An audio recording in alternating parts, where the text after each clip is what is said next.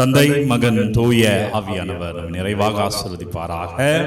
ஆமென். நண்பர்களே, வெள்ளிக்கிழமை இதோ இறுதி ஆண்டவர் ஆண்டவர் ஆசீர்வாதத்தை, இறுதி ஆண்டவரின் மகிமை வல்லமை பெற அவர் இருதயத்தில் இரத்தத்தினால் முழுமையாய் மீட்கப்பட, குறிப்பாய் வெள்ளிக்கிழமை உடல்நிலை உபாதைகள் உடல்நிலை சரியில்லாமல் இருக்கிற ஒவ்வொரு பிள்ளைகளும் அபிஷேகமா ஆசீர்வாதமா இருக்க.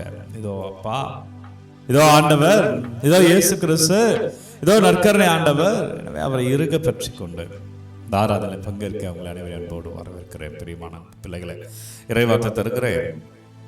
திருப்பாடல் 107:41, எளியோரை அவர் துன்ப நிலையில் என்று தூக்கி விட்டார்.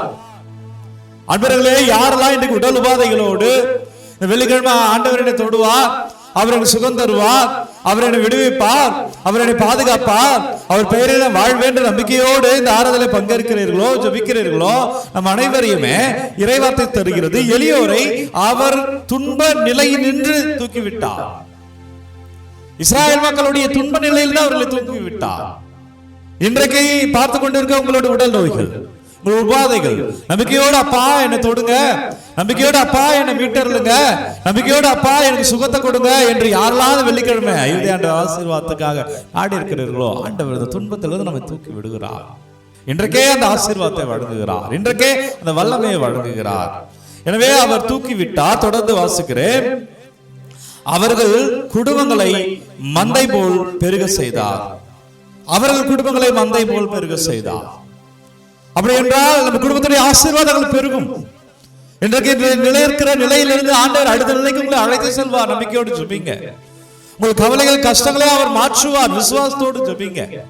அப்பா, நான் நேரிய வழியில் உமக்கு உகந்த வகையில் வாழ்கிறேன். இயேசுவே என்னை மாற்றுங்க, இயேசுவே என்னை தொடுங்க, இயேசுவே என்னை விடுவித்தருங்க. நம்பிக்கையோடு ஜெபிங்க. அவர் அந்த மந்தையை பெருக செய்தார். திருப்பாடல் சொல்கிற 107, ஆண்டவர்கள் ஆசீர்வாதங்களை உங்களை பெருக செய்வார். இன்றைக்கு இருக்கிற துன்ப நிலையிலிருந்து ஆண்டவர் உங்களை பெருக செய்வார். துன்ப நிலையை மாற்றி அபிஷேகத்திலே பெருக செய்வார். உங்கள் வாழ்க்கையிலே ஆசீர்வாதங்களால் உங்களை பெருக செய்வார். நன்றி அப்பா, வெள்ளிக்கிழமை ஆசீர்வாதத்துக்கு நன்றி. யாரெல்லாம் உடல் நோய்கள், வலிகளோடு, ரணங்களோடு, காயங்களோடு இருக்கிறார்களோ ஒவ்வொன்றையும் அப்பாவும் பார்த்து வைக்கிறேன். ஆண்டவரே, நீங்க தொடுங்க அப்பா, நீங்க விடுவித்தருளுங்க. ஆராதிக்கிறேன். ஒவ்வொருடைய உடல் உபாதைகளுக்காகவே ஆராதிக்கிறேன். ஒவ்வொரு நிலையும் உங்கள் பாதத்தில் வைத்து துதிக்கிறோம் அப்பா. நன்றி ஆண்டவரே, ஆராதிக்கிறோம் ராஜா. பிரியமான அன்பு உறவுகளே, இன்றைக்கு இறைவார்த்தை யோவான் நற்செய்தி 15வது அதிகாரம் 12 to 17 வரை உள்ள இறைவார்த்தை. இயேசுவினுடைய வருகை. இந்த இறைவார்த்தையினுடைய சாரம் பைபிள் படிச்சுட்டு வாங்க, அப்ப உங்களுக்கு புரியும். யோவான் நற்செய்தி 15வது அதிகாரம் 12 to 17. இயேசுவினுடைய வருகைக்கு பிறகு கடவுளை பார்த்த விதம், இயேசுவினுடைய வருகைக்கு முன்பாக கடவுளை பார்த்த விதம் புரிந்தார். இந்த வல்லமை என்ன, இயேசுவின் வருகை என்ன, இந்த ஆராதனை என்ன, ஏன் ஜெபிக்கணும் என்பது விளங்கும். இயேசுவினுடைய வருகைக்கு முன்பாக கடவுளை ஒரு ஆண்டான் அடிமை என்ற நிலையில் தான் இருந்தது. வித்தியாசம் சொல்ற பாருங்க. இயேசு வருகைக்கு முன்பாக கடவுளை தேடுவது என்பது ஒரு எஜமானாக, நீதிபதியாக பார்க்கும் பார்வை இருந்தது. அவ்வளோ கடவுளுக்கு நமக்கும் அவ்வளோ ஒரு தூரங்கள் இருந்தது. ஆனால் இயேசுவின் வருகைக்கு பிறகு கடவுளை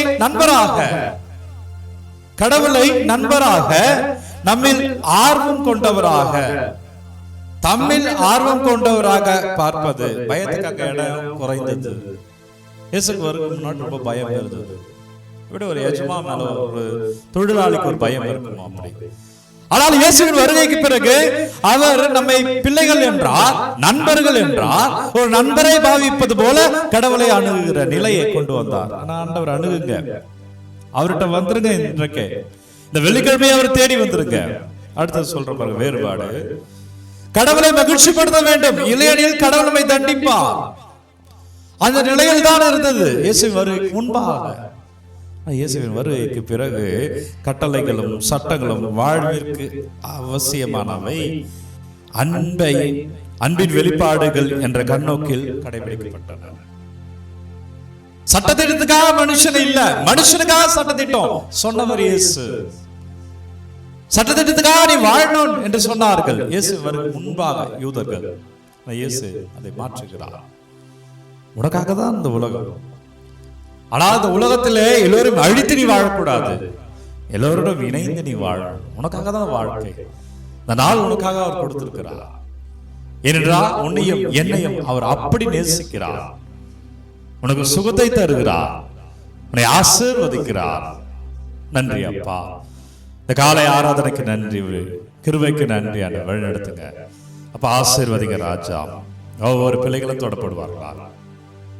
நம்பிக்கையோடு ஜெபிக்கிற பிள்ளைகள் ஆசீர்வாதமா வாழ்வார்களாக. யாருக்கெல்லாம் உடல் உபாதைகளோ, நோய் நொடிகளோடு இருக்கிறீர்களோ, கவலைகள் கஷ்டங்களோடு இருக்கிற ஒப்பு கொடுங்க. இதோ ஆண்டவர், இது இயேசு கிறிஸ்து, இதோ நற்கருணை நாதர் ஒவ்வொரு விண்ணப்பங்களையும் அப்பா பாத்தில் வைக்கிறேன். நீங்க ஆசீர்வதிங்க, வழி நடத்துங்க. வல்லமையான இறைவர் உங்களை தொடுகிறார், ஆசீர்வதிக்கிறார். ஆண்டவர் கிருபையிலே வாழ்வீர்கள். தலை வணங்கி அந்த ஆசீர்வாதத்தை பெற்றுக்கொள்வோம். எல்லாம் இறைவர் நம்மை மகன் தூய ஆவியா நம்மை நிறைவாக ஆசீர்வதிப்பாராக. அன்பர்களே, இந்த நாளும் இனிய நாளே. ஒவ்வொரு நாளும் விடியற்காலை 3 மணிக்கு ஆராதனை வழங்குகிறோம். இந்த ஆராதனை யாருக்கு தேவை நினைக்கிறீங்களோ அவர்களோடு பகிர்ந்து கொள்ளுங்கள். உங்கள் விண்ணப்பங்களை கமெண்ட்டில் அனுப்புங்க. உங்களுக்காக நான் ஜெபிக்கிறேன்.